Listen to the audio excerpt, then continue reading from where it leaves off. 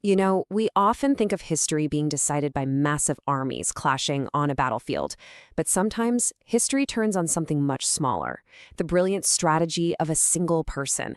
Today, we're diving into a moment like that, a high-stakes encounter where an empire's full might was challenged by pure, unadulterated nerve. This is the story of a meeting that was anything but peaceful, a meeting that would literally change the map. And believe me, the stakes could not have been higher. This was the chilling order given to the fearsome general Afzal Khan by the Bijapur Sultanate.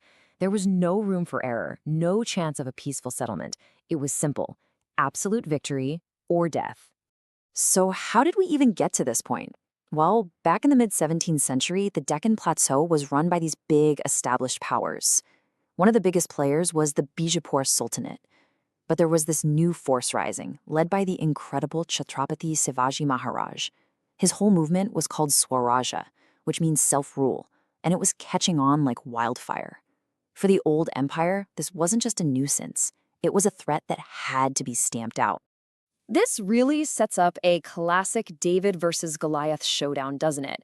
On one side, you've got the establishment, the Bijapur Sultanate, with its huge traditional army. We're talking cavalry, infantry, the works. And on the other side, you've got the underdog, the Swarajya movement, totally nimble, super fast, and absolute masters of their own mountainous backyard. To handle this growing problem, the Sultan didn't just send some random commander. No, he sent Afzal Khan. This guy was a legend, and not in a good way if you were his enemy. He was known for being incredibly tall, powerful, and just ruthlessly efficient.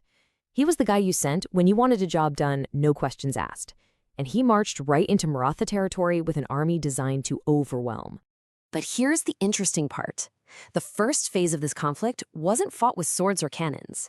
It was a battle of psychology. Afzal Khan was smart. He knew Shivaji's real strength was in those hills and forests. So his main goal was to provoke him, to make him so angry that he'd make a mistake and come out to fight in the open, right where Khan's massive army could crush him. You're looking at two completely different playbooks here. Khan was all about psychological warfare. He did some pretty nasty things to try and get a rise out of Shivaji, hoping for an emotional, reckless response. But Shivaji, he just wouldn't take the bait. He stayed cool, held up in his fortress of Pratapgad, because he knew that his two greatest weapons were patience and the brutal, unforgiving terrain he called home. Okay, so when trying to bait him didn't work, Khan changes tactics. A message gets sent proposing what looks like a diplomatic solution. Hey, let's have a one-on-one meeting, just the two of us, at the base of the fort, and we can negotiate a peaceful end to all this. You can just imagine the alarm bells going off. For both of them, this was a moment dripping with suspicion and enormous risk. And this brings us right to the heart of the story, the critical turning point. This so-called negotiation was really a duel of wits and will. The slightest mistake, the tiniest miscalculation, would mean total disaster. The stage was now set for one of the most famous confrontations in history. So let's set the scene, because the details here are everything. It's November 10th, 1659. A tent is set up in a clearing. The official rule was simple. Each leader brings just a couple of guards. That's it. But what Afzal Khan had no way of knowing was that the entire forest around him was alive, packed with Maratha soldiers, hidden, silent, and just waiting for the signal. And check out this incredible foresight. This just shows you the level of planning we're talking about. Shivaji came ready for the worst. Under his fine clothes, he was wearing chainmail armor. Tucked under his turban, a steel cap for his head. And hidden in his hand, he held the wagnak, these vicious little tiger claws, and also had a bichwa dagger tucked away. This wasn't paranoia. This was pure strategic genius. So, the moment arrives. Afzal Khan, this giant of a man, towers over Shivaji as he walks into the tent. He looks friendly, opens his arms for a traditional embrace, and says something like, "Come, Shivaji, let us end this conflict." This was it. Everything had been building to this single, tense moment. As they hug, Khan tightens his grip and makes his move. He pulls out a hidden dagger and lunges, but the blade just scrapes against Shivaji's concealed armor. It fails.